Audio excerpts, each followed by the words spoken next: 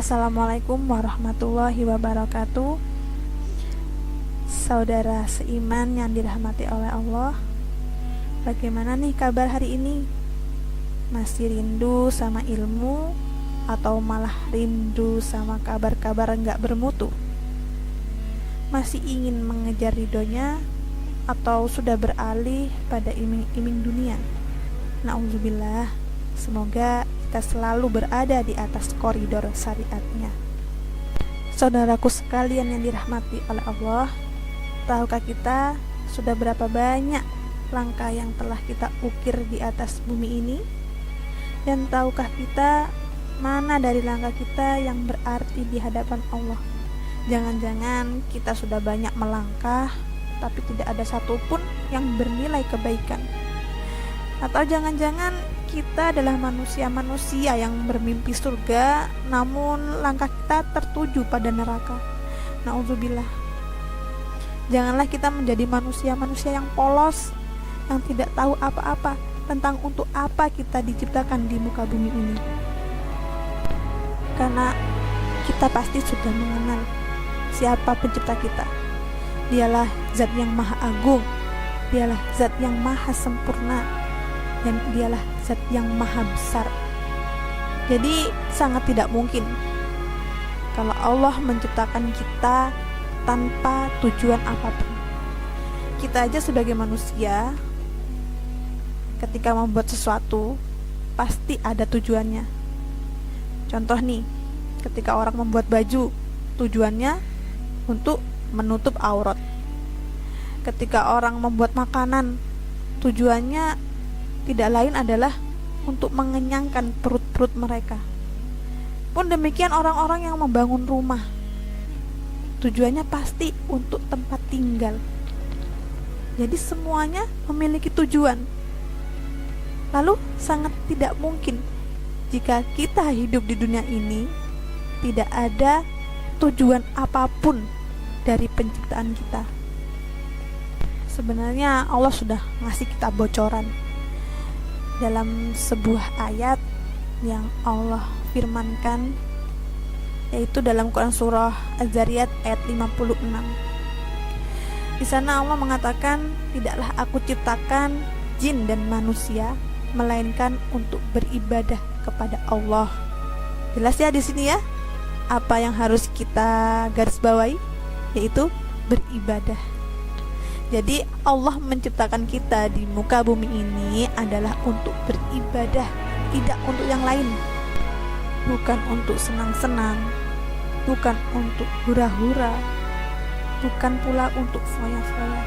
Seperti ungkapan yang sudah mendunia, yang mungkin sudah sering kita dengar, muda foya-foya, tua kaya raya, mati masuk surga. Sungguh itu adalah ungkapan yang konyol dalam kehidupan ini. Bagaimana bisa kita bermimpi surga sedangkan keseharian kita hanyalah kegiatan yang jauh dari tujuan kita diciptakan. Dari sini pasti akan muncul pertanyaan, lalu kalau keseharian kita adalah ibadah, lantas kapan kita bisa memenuhi kebutuhan duniawi kita, seperti makan, seperti tidur, seperti berkumpul dengan teman-teman, atau seperti melepas penat dari hiruk pikuknya dunia ini?